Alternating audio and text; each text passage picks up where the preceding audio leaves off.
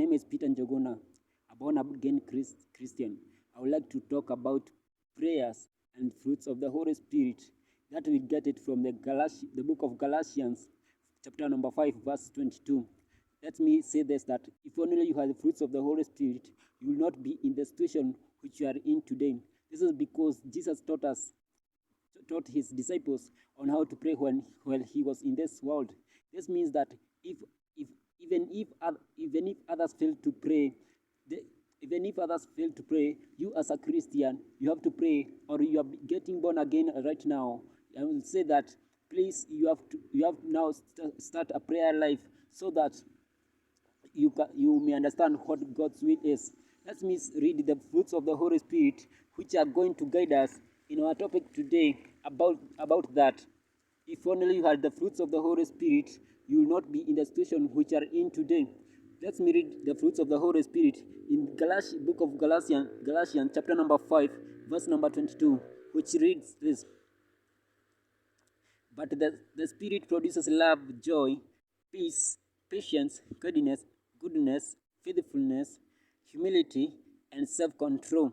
I've also read verse 23, humility and self-control. Now let's see this one. We see what the devil does. If you don't have the fruits of the Holy Spirit, which I've read above, is true to say that the devil is going to substitute your fruits of the Holy Spirit with selfish, greedy, and jealousy in yourself. So if you don't have love, what the devil is going to substitute it with hatred and hatred, and that's when you find yourself, you're hating yourself and others who are around you. Look at joy. The devil substitutes your joy with sadness, and when you are in sadness, then you are not your body is, the devil has full control of your body, of your body and of your mind. Look at peace. You cannot be sad and you are hating others, and at the same time you be in peace. That cannot happen. This is because you see that the fruits of the Holy Spirit, they are relying on each other. You see, if you are not in loving, if you are not in joy, you are in hate, and you have sad, then you cannot have peace. Let's look at this one. What patience? Patience will help you when you pray, because when you pray for the fruits of the Holy Spirit, you are not going to get all of them at the same time. You have to be patient. You have to take some time so that you can receive one fruits of the Holy Spirit after the other, because you'll be making steps in your spiritual realm, and you'll be able to pray, and you'll be receiving something through the fruits of the Holy Spirit. Look at kindness. If when you are not kind, the devil substituted the kindness that you are supposed to be having with jealousy, and for you to be in kindness, you have to love, you have to be joy, you have to be peace, you have to be in peace, patience, and at the end of it all, so that you can be kindness to your brothers and sisters. You see then that for you to be kindness, you have to be having love, joy, peace, and patience, so that you can receive kindness. And so at the end of and look at this also, there is goodness. For you to be good, this means that your aim is to be good in the Christ, so that for you to be good, you see, for you to be good, the other love, joy, peace, patience, and kindness are also required, because by the time by the time you want to be good, to have goodness in you, is that it means that love, joy, peace, and patience and kindness must be in you. The other one is that when you receive the fruits of the Holy Spirit, you have to be very faithful. You have to be faithful to your God, who has given you the fruits of the Holy Spirit. So the fruits of the Holy Spirit requires to be faithful to your God. This now creates a relationship between you and your God. And because it creates a relationship between you and God's required to be faithful, so that when He gives you the spirit of love, joy, peace, patience, you will not be full with pride. Then you start being proud, so to other Christians. So this means that when you are not proud to your other Christians, that's when God sees you that.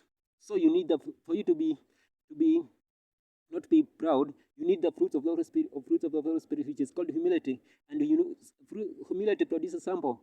So when you are humble before the eyes of the God is happy with you. And above it all, you see the last fruits of the Holy Spirit is self-control. For you to get self-control, because when you're getting the above fruits of the Holy Spirit, you need to be self-control. Why? Because when you are gaining love, joy, peace, patience, kindness, and goodness, and faithfulness, and humility, there is some temptation which the devils will bring to you to see, so as to make you fall, and not to continue to praying for God to help you to gain those fruits of the Holy Spirit. So self-control also helps you to fight against the spirit of lust. The spirit of lust, if you don't have self-control, is going to gain control over you. So you see the fruits of the Holy Spirit, of the self-control, fights against lust. So so self-control will help you to fight the spirit of self-control of lust. Now look at this. But before you do that one, how have you been using your tongue? How have you been using your tongue? Because the Bible says in the book of James, chapter number 3, verse 11, you should not use your tongue to produce bitter water and at the same time sweet water. Let me read the book of James, chapter number 3, verse number 11, so as not to quote the wrong thing. Look at this one. The book of James, chapter number 3, verse number 11. How does it read? It reads like this: At no spring of water pours out sweet water and bitter water from the same opening. You see now that when you talk, if you are talking evil using your tongue, now you should not let your tongue, which you use it to pray to God, to bless others and to bless you, be used to curse others. Because verse 11 says, no spring of water pours out sweet water and bitter water from the same opening. So be careful how you use your tongue, so as you pray to gain the fruits of the Holy Spirit, which are going to change your entire life. Since you have listened to me, may God bless you. May God do you good. Thank you.